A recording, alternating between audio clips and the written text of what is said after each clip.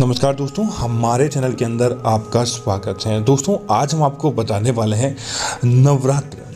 दोस्तों, नवरात्र माँ दुर्गा का पवित्र त्यौहार होता है और नवरात्रों के बाद व्यक्ति के जीवन के अंदर बहुत बड़े बदलाव देखने को मिलते हैं। नवरात्रों के दौरान व्यक्ति पूजा पाठ आदि करता है ताकि उसके घर परिवार के अंदर माता रानी की स्मृति रहे और माता रानी का उसके घर परिवार के अंदर वास हो जाए। इसी वजह से व्यक्ति पूजा पाठ आदि कार्य लगातार करता रहता है। लेकिन दोस्तों, अगर नवरात्रि समाप्त हो जाए और नवरात्रों के बाद और नवरात्रों के दौरान हमें इस प्रकार के 10 संकेत प्राप्त हो जाते हैं, तो इसका मतलब है दोस्तों, माता रानी हमसे प्रसन्न नहीं बल्कि हमसे नाराज है। इसी वजह से ऐसा कार्य हमारे घर के अंदर हो रहा है और इसी वजह से हमें इस प्रकार की गलत चीज़ें देखने को पड़ती है। तो दोस्तों, आप भी सावधान हो जाएं और अगर आपको इस प्रकार के संकेत मिले तो तुरंत इनके निमित्त किसी प्रकार का उपाय करके आप इनसे छुटकारा प्राप्त कर सकते हैं। तो दोस्तों, क्या है वह संकेत? आगे बढ़ने से पहले आपसे निवेदन है, इस वीडियो को पूरा और अंत तक देखें और साथ ही साथ हमारे चैनल को सब्सक्राइब जरूर करें ताकि ऐसी जानकारियां आपको मिलती रहे। दोस्तों, सबसे पहला संकेत, दोस्तों, नवरात्रों की आप पूजा करने वाले होते हैं और नवरात्रों की पूजा के दौरान या नवरात्रों के तुरंत बाद आपके परिवार के अंदर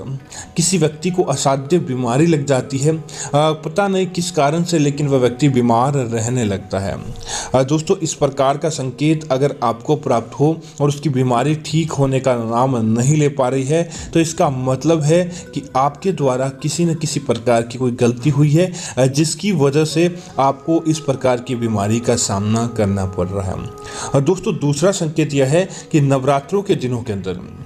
या नवरात्रों के तुरंत बाद आपके घर के अंदर या आपके घर के पूजा घर के आसपास कोई छिपकली मर जाती है, तो इसका मतलब है आपके घर के अंदर धन की कमी का संकेत है। हो सकता है कि आपके द्वारा किसी प्रकार का कोई गलत कार्य किया गया हो जिसकी वजह से आपको इसका परिणाम देखने को मिल रहा है, तो आपको तुरंत सावधान होने की आवश्यकता है। दोस्तों, इसी तरह नवरात्रों के दौरान आपको हमेशा व्यक्ति की आशा रहती है कि उसे अच्छे समाचार प्राप्त हो और उसे अच्छी से अच्छी चीज़ें देखने को मिले। लेकिन दोस्तों, नवरात्रों के दौरान आपको किसी प्रकार के कोई ऐसे समाचार जो आप सुनना नहीं चाहते या फिर ऐसी चीज़ घटना आपके सामने घटित हो जाती है जो आप नहीं चाहते हैं या आपको कोई बुरे समाचार प्राप्त हो, तो इसका मतलब है माता रानी आपसे क्रोधित है। तो आप क्या करें, तुरंत माता रानी की सेवा में लग जाएं, घर के अंदर धूप दीप करें ताकि आपको आपकी पूजा का फल प्राप्त हो, न कि अशुभ समाचार देखने को मिले। इसी तरह दोस्तों, तुलसी का पौधा जिस घर के अंदर हरा भरा रहता है और जिस घर के अंदर अच्छा रहता है, वहां पर अपने आप ही समृद्धि देखने को मिलती है और वहां पर माता रानी सदैव प्रसन्न रहती है। लेकिन दोस्तों, नवरात्रों के तुरंत बाद या नवरात्रों के दिन आपके घर के अंदर रखा तुलसी का पौधा अचानक सूख जाता है और आपके घर के अंदर वह पौधा मुरझा जाता है, तो इसका मतलब है किसी प्रकार की आपके द्वारा पूजा के अंदर गलती हुई है या फिर आपके ऊपर माता रानी क्रोधित है। तो आप तुरंत प्रभाव से तुलसी के पौधे की सेवा करें। आप नित्य धूप दीप आदि करके तुलसी के पौधे को हरा करें ताकि आपको उसका धन लाभ प्राप्त हो, न कि माता तुलसी के क्रोध का आपको सामना करना पड़े। इसी तरह दोस्तों, नवरात्रों के दौरान और नवरात्रों के बाद अगर आपके घर के अंदर अचानक चींटियां आने लग जाएं और चींटियां आपके घर के अंदर अपने आप ही बसेरा बना लेती है और आपके घर को छोड़कर नहीं जाती है, आपने लाख प्रयत्न कर लिया लेकिन कहीं ना कहीं से आपके घर के अंदर चींटियां अपने आप ही ज़्यादा बढ़ जाती है, तो दोस्तों, इसका मतलब है आपके जीवन के अंदर आपको धन लाभ की बजाय धन हानि होने वाली है और बुरा संकेत आपको देखने को मिल सकता है। तो तुरंत आप सावधान हो जाएं और आप अपने घर से आने वाली बेकार लाल जो काटने वाली चींटियां होती है, आप उनके घर के आने का तुरंत रास्ता बंद कर दें, अन्यथा आपको कई प्रकार के कष्टों का सामना भी करना पड़ सकता है।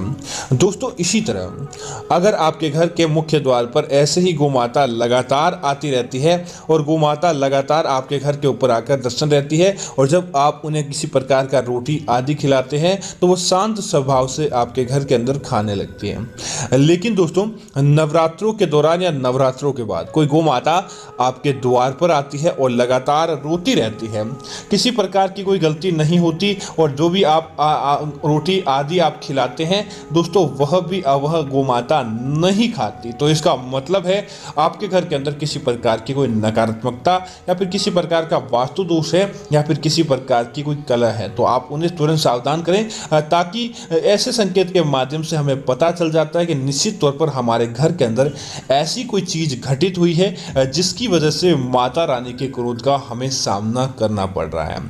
इसी तरह दोस्तों नवरात्रों के दौरान इस बात का भी आपको ध्यान रखना चाहिए कि आप अपने घर का झाड़ू हमेशा छुपा कर रखें। और दोस्तों दूसरी चीज़ ये होती है कि झाड़ू से किसी भी व्यक्ति को नहीं मारें। नवरात्रों के दौरान दोस्तों आपके घर के अंदर झाड़ू एकदम सही रहता है और आप नया लेकर आए हैं, फिर भी उसके अंदर से लगातार तिनके निकलने लग जाएं, या आपके घर का झाड़ू खंडित हो जाए, या आपके घर के झाड़ू के अंदर अपने आप ही आग लग जाए, ऐसी गतिविधि आपके ऊपर बहुत ज़्यादा बुरे संकट आने का संकेत होती है। तो आपको इन चीज़ों का जरूर ध्यान रखना चाहिए। इसी तरह दोस्तों नवरात्रों की आप पूजा करते हैं, माँ दुर्गा को धूप दीप आदि जलाते हैं, अखंड दीपक आदि जलाते हैं, लेकिन दोस्तों अचानक धूप दीप का बंद हो जाना या उसके अंदर कम धुएं का निकलना, या फिर दोस्तों आपने जो दीपक जलाया है वह अपने आप ही अचानक बुझ जाना, दोस्तों इस प्रकार के संकेत होते हैं। तो इसका मतलब है कि आपके जीवन के अंदर किसी न किसी रूप से माता रानी का क्रोधित स्वभाव आपको देखने को मिल सकता है। तो तुरंत आप सावधान हो जाएं, धूप दीप जो आपने जलाया है उसका पूरा ध्यान रखें और आप उसे ऐसे ही बुझने नहीं दें। इसी तरह दोस्तों नवरात्रों के दौरान अचानक आपके घर के अंदर, पहले ऐसा कभी नहीं हुआ हो, लेकिन नवरात्रों के दौरान अचानक आपके घर के अंदर मकड़ियां घर के अंदर जाले बना लेती हैं और मकड़ियां आपके घर से निकलने का नाम नहीं लेती है। दोस्तों यह भी बहुत बुरा संकेत होता है। आपको घर के अंदर मकड़ियों का जाला होना, समझ लीजिए कि घर के अंदर दरिद्रता का आगमन हो जाता है और आपके जीवन के अंदर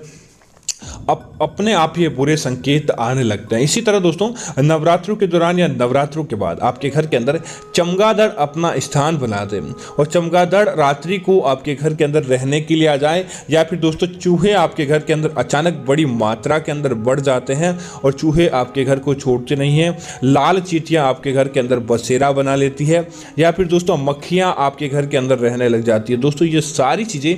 नकारात्मकता को आमंत्रित करती हैं और नकारात्मकता को आपके घर के अंदर प्रवेश करवाती है। आप इन चीज़ों से तुरंत प्रकार से छुटकारा पाएं ताकि आपको किसी प्रकार का दोष नहीं लगे, बल्कि माता रानी के क्रोध का भी आपको सामना नहीं करना पड़े। इसी तरह दोस्तों नवरात्रों के दौरान बार बार आपके घर की रसोई घर के अंदर रखा दूध अचानक फटने लग जाए, या दूध दोस्तों फटने लग जाए, आप लगातार प्रयास करें लेकिन उसके बाद भी आपके घर के अंदर लगातार यह घटना होती है कि आपके रसोई घर का दूध बार बार उफनता या दूध फटता है, तो दोस्तों इसे भी बहुत बुरा संकेत माना जाता है। जब हमारे ऊपर किसी प्रकार का कोई आर्थिक दोष या फिर हमारे घर के अंदर किसी प्रकार की नकारात्मकता होती है, तभी इसी प्रकार की गतिविधि होती है कि हमारे घर की रसोई का दूध अचानक फटने लग जाता है। तो आप तुरंत प्रभाव से उसका ध्यान रखें और ऐसी गतिविधि को आपके घर के अंदर बंद करवाएं। इसी तरह दोस्तों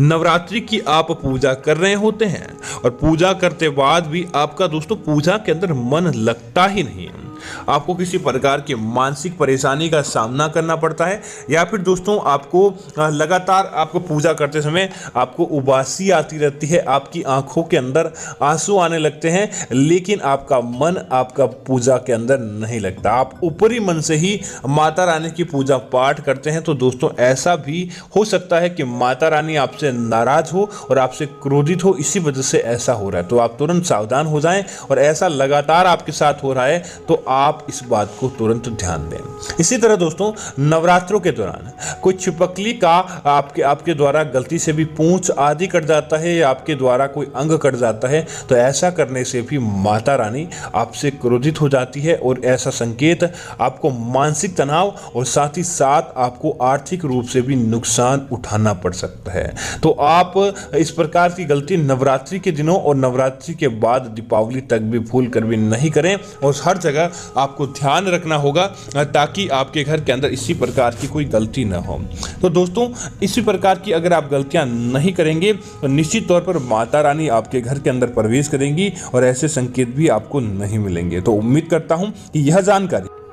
आपको अच्छी लगी होगी। इस प्रकार की अन्य जानकारी देखने के लिए आप हमारे चैनल को सब्सक्राइब करें और साथ ही साथ वीडियो को लाइक और शेयर करना ना भूलें ताकि इस प्रकार की जानकारी आपको मिलती रहे। धन्यवाद मित्रों। जय श्री राम मित्रों।